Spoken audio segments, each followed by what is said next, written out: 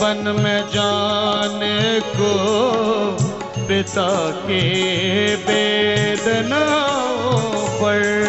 न रोए वन में जाने को पिता की वेदनाओं पर। उठाकर गिद्ध को निज गोद में आंसू बहाते हैं। उठाकर गिद्ध को निज गोद में आंसू बहाते हैं। ओ यही हर भक्त कहते हैं, यही सदग्रंथ गाते हैं। यही हरि भक्त कहते हैं, यही सदग्रंथ गाते हैं। न जाने कौन से गुण पर दयानिधि लेख जाते हैं।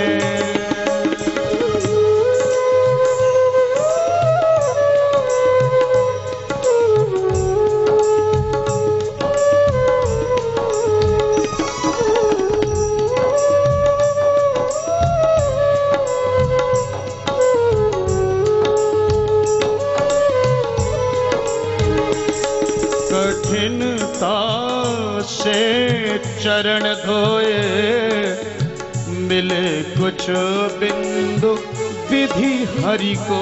ब्रह्मा को भी बड़े मुश्किल से चरण का वो जल मिला। जब स्वयं त्रिविक्रम दामन भगवान का चरण गया तो मिला, वरना नहीं। ब्रह्मा को भी सामर्थ्य नहीं कि नारायण के चरण को छू सके, इतना साहस उसमें भी नहीं। कठिनता से चरण धोए मिले कुछ बिंदु विधि हरि को। कठिनता से चरण धोए मिले कुछ बिंदु विधि हरि को। वो चरणों तक स्वयं के बट के घर जाकर लुटाते हैं। वो चरणों तक स्वयं के बट के घर जाकर लुटाते हैं। ओ यही हर भक्त कहते हैं, यही सदग्रंथ गाते हैं। यही हरि भक्त कहते हैं, यही सदग्रंथ गाते हैं। न जाने कौन से गुण पर दयानिधि लेख जाते हैं। न जाने कौन से गुण पर दयानिधि रेझ जाते हैं।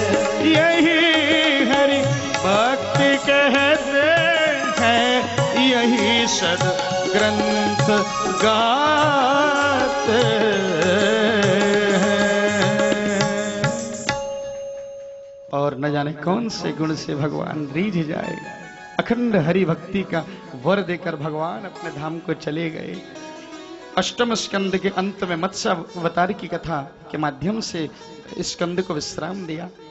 सप्तव्रत राजा को दर्शन हुआ।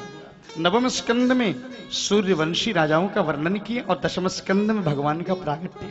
आओ थोड़ी देर के लिए हम लोग सूर्यवंशी राजाओं का चिंतन करें।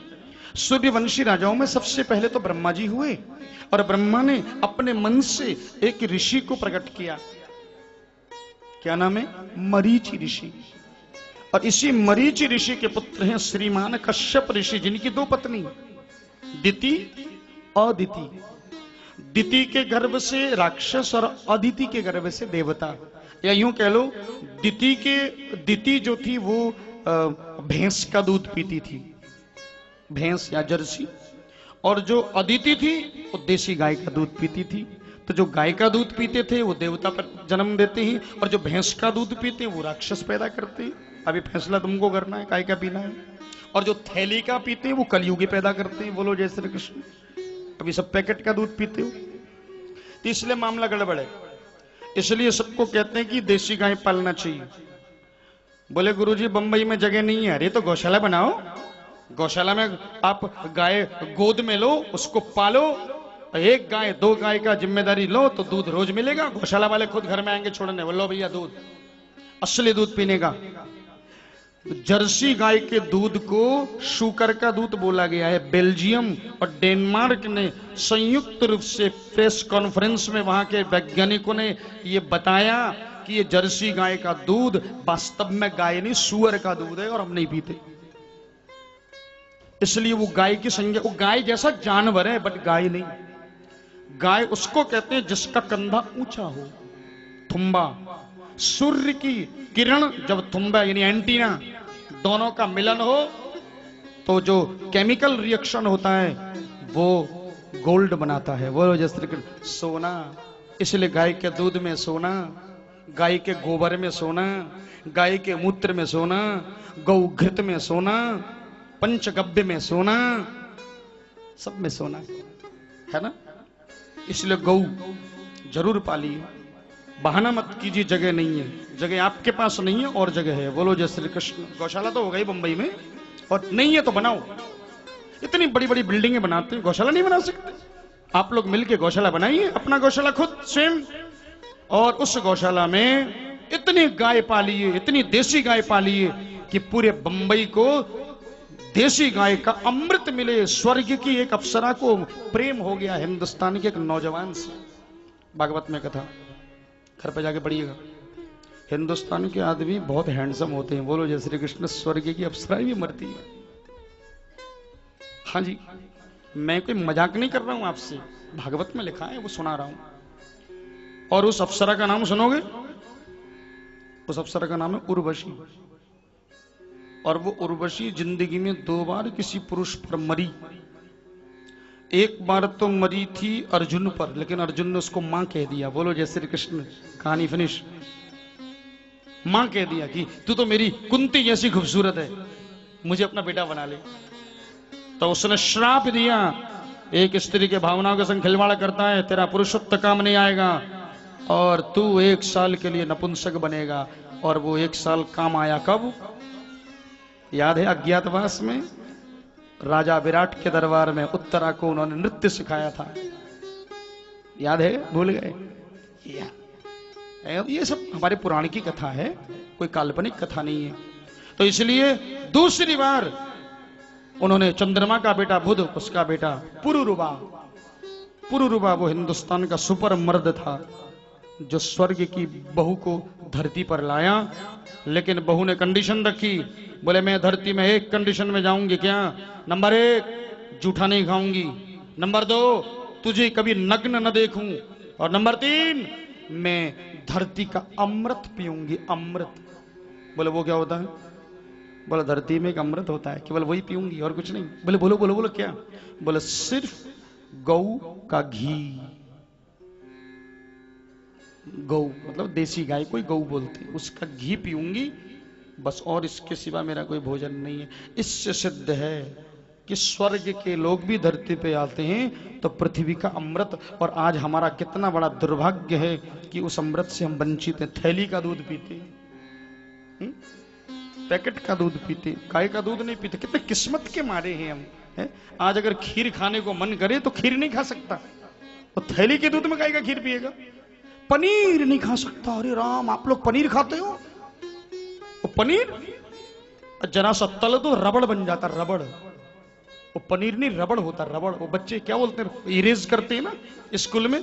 आप थाली में पनीर देते हो, मेरा मन करता है उस समय अपना कॉपी पर पेंसिल इरेज करूं, डिलीट करूं। इरेजर छी छी छी। क्यों? क्योंकि गरीब हो, खा नहीं सकते। तो भरपेट खाना नहीं खा सकते तो पैसा किस काम का?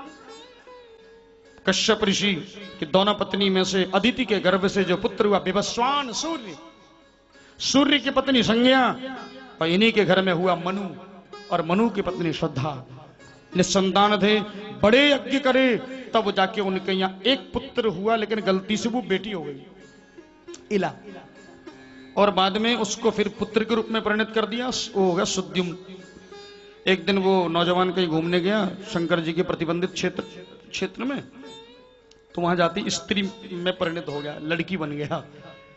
चंद्रमा के पुत्र बुध ने देखा तो उससे शादी हो गई, बच्चा हो गया, उसका नाम है पुरूरवा। अभी जिसकी कथा सुनी, जब लेकर आया तो बाप ने कहा अरे ये मेरा तो बेटा था, बेटी कैसे हो गई? बोले पिताजी मैं क्या करूं, गलती से पहुंच गया। शंकर भगवान की स्तुति करी। शंकर जी की धर्म पत्नी पार्वती ने कहा जा मासम पुमान सा भविता मासम, 1 महीना तो पुरुष 1 महीना स्त्री रहेगा, मतलब 1 महीना दाढ़ी 1 महीना साड़ी। ये सजा मिली क्यों? जो गर्भ से खिलवाड़ करे, जो लड़का और लड़की में भेद करे।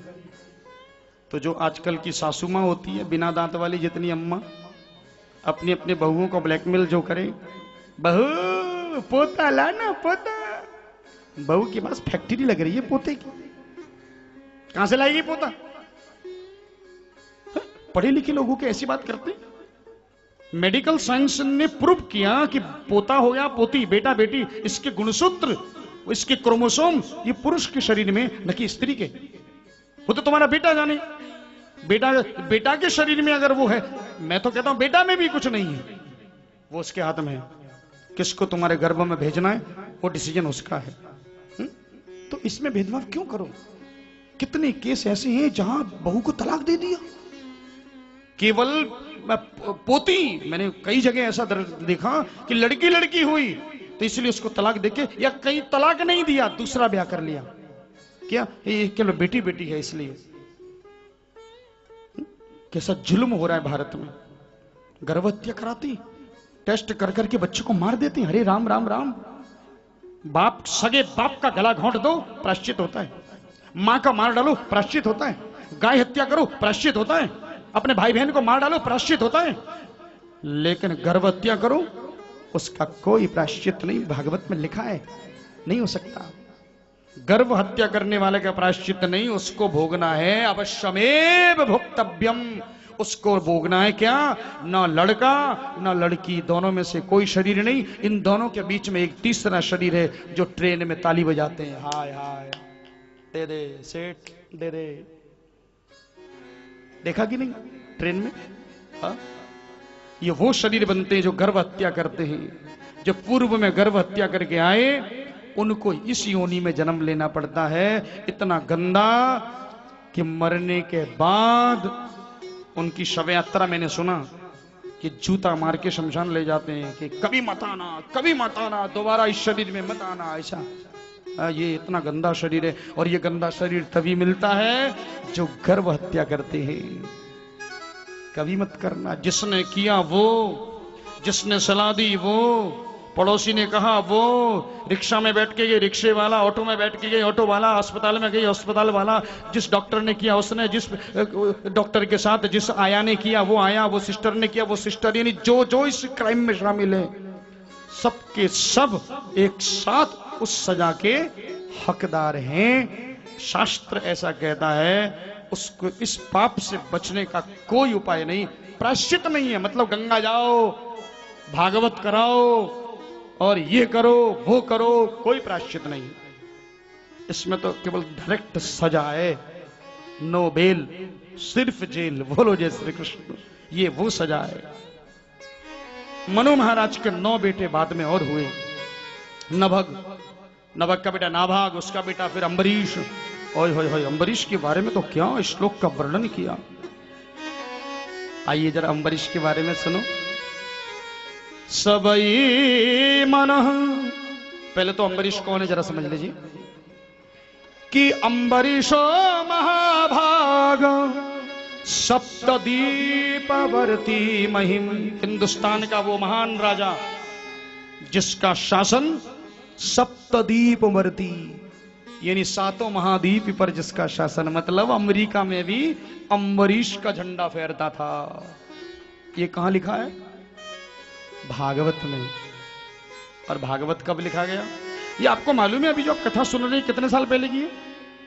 मैं बताता हूं। वैसे तो गिनती बहुत है लेकिन आप डर जाएंगे, कम बता रहा हूं। 4 अरब 32 करोड़ साल पहले की कथा आपको मैं अभी सुना रहा हूं। 4 अरब 32 करोड़ साल, हालांकि इससे 1000 गुना और ज्यादा है, बट बोलूंगा तो डर जाएंगे आप, इसलिए मिनिमम वाला बोला है, क्योंकि कैलकुलेटर में इससे ज्यादा गिनती आ नहीं रही। मैं आपको समझाऊंगा क्या उस समय लिख दिया था इसका। और प्रैक्टिकल करके देखो, आज अमेरिका में खुदाई करो, अमेरिका में खुदाई करो, ऑस्ट्रेलिया में खुदाई करो, चाइना में खुदाई करो, जापान में खुदाई करो, यूरोप में खुदाई करो, जहां खुदाई करो वहां शिव, गणेश, विष्णु ये निकलते हैं। कहीं आपने कोई और देवता सुना? जीसस क्राइस्ट जमीन फोड़ के निकलते देखा? मैंने तो नहीं सुना कि जमीन के नीचे से निकले। जहां भी खुदाई करे गणपति निकलते हैं, जहां भी खुदाई करे शिव निकलते हैं। इससे सिद्ध है कि हमारी संस्कृति इतनी प्राचीन है। जहां भी जाओ पूरे ब्रह्मांड पर एक ही झंडा फहरता है। ऐसा 2 राजा है, आप लोग दोनों का नाम नोट कर लीजिए। एक है अम्बरीश और दूसरा है जिससे रावण भी डरता था। 50 रावण की शक्ति थी उसमें, यानी 50 रावण भी आ जाए तो भी डरते थे। उस महापुरुष का नाम था मानधाता। ये वही मानधाता जिसकी 50 बेटियों से शादी करी थी हमारे वृंदावन के गुरुजी ने। सौभरी ऋषि, बोलो जय श्री कृष्ण। सौभरी महात्मा का नाम सुना हो आपने? ये उनकी 50 बेटियों से उस ऋषि ने ब्याह किया। उस राजा की महाराज ऐसी उसकी ऐश्वर्य यश है कि वो 50 सातों महाद्वीप पर या तो उसका झंडा था या इसका झंडा था। अम्बरीश इतना बड़ा राजा अगर कोई होगा तो साहब आप ये बताओ उसके दरबार में कितने लोग आगे पीछे होंगे? लेकिन भागवत में लिखा सबए मन कृष्ण पदारविंदयो। अपने राज्य सभा में बैठकर भी मन को कृष्ण में फंसा के बैठा है। भोग क्या लगेगा? तो जहां राजनीति की सभा होनी चाहिए, पॉलिटिकल डिस्कशन होना चाहिए, वहां कृष्ण चर्चा हो रही है। घंटा लटका दिया बाहर, कोई भी दीनहीन, यहां तक कि कोई पशु भी उसकी रस्सी खींच ले, मुझे तकलीफ है तो शिकायत करे। इन्हें आम आदमी भी जहां राजा से संपर्क बना सकता था उसका नाम था अम्बरीश। किसी को भी तकलीफ हो खींच दो, जाओ देखते आओ कौन है।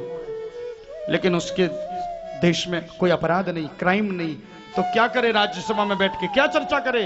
हरि चर्चा। और आगे सुनो कि बचान से वैकुंठ गुणान वर्णने, वाणी से वैकुंठनाथ का गुणगान, यानी राज्यसभा में बैठ के कथा हो रही है। और आगे सुनो कि करौ हरेर मंदिर मार्जना दिशु। हाय हाय हाय, इतना बड़ा राजा मंदिर में झाड़ू लगा रहा है। मंदिर करौ, कर माने हाथ, करौ मंदिर मार्जन, झाड़ू पोछा। मंदिर का झाड़ू कौन? राजा लगाता है, जिसके लाखों, आजकल तो कोई 1 लाख रुपये कमा ले अपने को भगवान का बाप समझता है, बोलो जैसे 4 नौकर रखता है वो भी। लेकिन इतना बड़ा बादशाह मंदिर में झाड़ू खुद लगाता है। नहीं, मेरी सेवा तू कर, लेकिन उसकी सेवा मैं करूंगा। पूजा की थाली को हाथ मत लगाना, वो मैं मांजूंगा। पूजा की जगह झाड़ू मत लगाना, वो मैं लगाऊंगा। पोछा तू मत लगाना, मैं लगाऊंगा। और आगे कि श्रुतिम चकाराच्युत सत्कथोदय।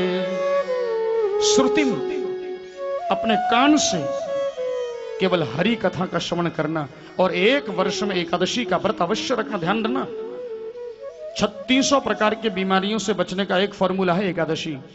एकादशी का व्रत अनजाने में भी कर ले कोई, और एकादशी का मतलब ये नहीं है कि आप केवल अन्न मत का भूखा रहो, ना ना ना ना ना, एकदम भूखा रहने की जरूरत नहीं। खूब खाओ, खूब खाओ, केवल अन्न मत खाओ। रोटी चावल दाल तिल ये सब मत खाओ, बाकी खाओ ना। अभी आजकल हम लोग फलाहार कर रहे हैं कि नहीं? क्या आपको मैं कमजोर लग रहा हूं? अगर मेरे को छूट मिले तो मैं अभी 12 घंटा और बोल सकता हूं, बोलो जय श्री कृष्ण। और मैंने क्या खाया हमारे बहुएं जानती है, ठीक है? फलाहारी तो खाया ना। तो फलाहार खा के आपको एनर्जी कम नजर आती है? मुझे तो नहीं लगती। फलाहार खाने से एनर्जी कम नहीं होती, और बढ़ जाती है। तो आप फलाहार करो, दिन में रात में खूब फल खाओ, दूध पियो, दही खाओ, फाफड़ का आटा, राजगिरी का आटे की पकौड़ी, कचौड़ी, टिक्के, खूब खाओ, सलाद फल का, ताल मखाने की खीर, समा चावल की खीर, साबूदाने की खीर। लाइन लगा दो। हमारे वृंदावन में 56 भोग लगता है जी आज के दिन, और 56 के 56 आइटम केवल फलाहार है। और मैंने तो सुना बंबई में फलाहार की दुकानें भी है। हाँ, मेरी एक बहन मेरे को ले गई, वो कौन सा, वो लक्ष्मी जी का मंदिर के मुंबा देवी का मंदिर, उसके सामने एक फलाहार की दुकान है। बताओ, वो जिंदगी भर फलाहार बेच बेच के एक बिल्डिंग खड़ी कर दी उसने। तो बताओ, इतना उसके दुकान चलता है। मैं पिछली बार गया, पता नहीं क्या खाया था, कुछ खाया था, मेरे को बड़ा स्वाद लगा जो भी खाया। फलाहार बोलो, तो आपके पास तो इतना साधन है और फिर भी आप लोग एक दिन रोटी नहीं खाओगे तो क्या हो जाएगा। वास्तव में उस दिन रोटी में हमारे एक सूर्य की किरण इस धरती पर नहीं आती, इसलिए उस दिन अन्न को दूषित कर देते हैं, वायरस पैदा होते हैं, हमारे आंतों को सड़ा देते हैं। ये तो है साइंस। इसलिए इसको डराने के लिए कहा एकादशी को अन्न नहीं खाना चाहिए। ये बीपी, शुगर और जितने भी पेट के संबंधित कॉन्स्टिपेशन आदि जो भी उदर रोग है, ये केवल एकादशी न करने के कारण। ये सब कर ले, एकादशी भर कर ले, तो कभी शरीर, कभी स्वास्थ्य बिगड़ेगा नहीं। एकादशी जरूर करो। अनजाने में किया एक बार, एक अम्मा ने, तो स्वर्ग की अप्सरा अपने रथ में वापस चली गई, उसका रथ छूट गया था। केवल अनजाने में भूखी रही तो चली गई। ऐसे अम्बरीश महाराज के यहाँ दुर्वासा जी आए भोजन करने, एकादशी का पारण करने, गलती से उन्होंने चरणामृत पिया। अभी पिया नहीं, पीने वाले थे, तो उनको क्रोध आया, कृत्या प्रकट कर दी। इसी से क्रोध हो गए, मारने के लिए कृत्या प्रकट कर दी। इतने में सुदर्शन चक्र आया और कहा, मेरे भक्त को कोई मार नहीं सकता। तीनों लोक में गए, भटकते हुए दुर्वासा जी का पीछा किया, भागते भागते भगवान विष्णु के पास गए और भगवान ने कहा, अहम भक्त पराधीनो यशतंत्र इव ध्वज साधु धीर ग्रस्त हृदयो भक्तैर्भक्त जन प्रिय। इस लाइन को समझना, अहम भक्त पराधीनो, मैं भक्तों का पराधीन हूं, मतलब बाबा मैं आपकी रक्षा नहीं करूंगा, मैं भक्त के। और आगे अगली लाइन में सुनो, भक्तैर्भक्त जनप्रिय, केवल भक्त नहीं, उन भक्तों का अगर कोई भक्त होगा तो मैं उसके भी अधीन हूं। मेरी कोई भक्ति करे और उसकी कोई भक्ति करे, यानी मेरे भक्ति की सेवा कोई करे और उससे भी कोई पंगा ले, तो मैं उसको भी नहीं छोड़ने का। और आपने तो डायरेक्ट मेरे भक्त का अपमान किया, एक निरपराध को जलाने का। आपको मालूम है 24 घंटा राजा होकर भी अपने मन बुद्धि चित्त अहंकार मुझ में रखता है। अरे वो तो रो रो कर सवेरे से शाम तक कहता, गोपाल मैं आपकी कैसे सेवा करूं, आपके लिए माखन कहां से लाऊं, आपके लिए मिश्री कहां से लाऊं, आपके लिए मथुरा कहां से लाऊं, वृंदावन कहां से लाऊं, ललिता विशाखा कहां से लाऊं। गोपाल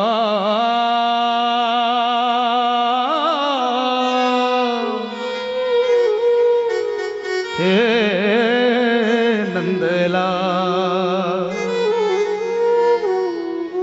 मेरा अम्बरीश कहता है, गोपाल तेरी सेवा हमसे न बनी रे, ओ नंदलाला तेरी सेवा हमसे न बनी रे। गोपाल तेरी सेवा हमसे न बनी रे, ओ नंदलाला तेरी सेवा हमसे न बनी रे।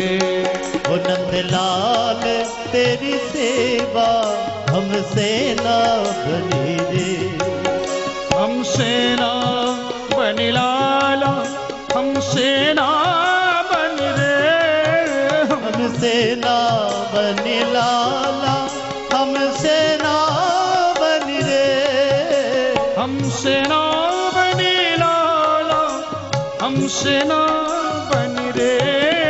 नंदलाला तेरी सेवा हमसे ना बनी रे।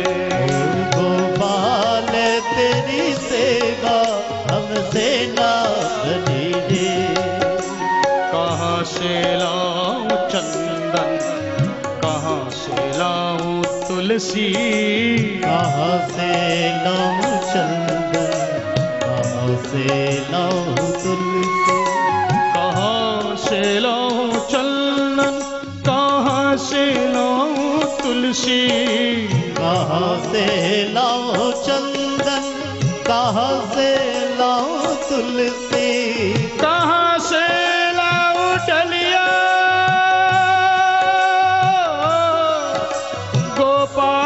गोपाल गोपाल, कहाँ से लाऊं डलिया फूलन से भरी रे नंदलाल। लाला तेरी सेवा हमसे ना बनी रे, गोपाल तेरी सेवा हमसे ना बनी रे, हमसे ना बनी लाला, हमसे ना बन रे, हमसे ना बनी लाला, हमसे ना बनी रे, हमसे ना बनी लाला, हमसे ना बन रे लाल तेरी सेवा हमसे ना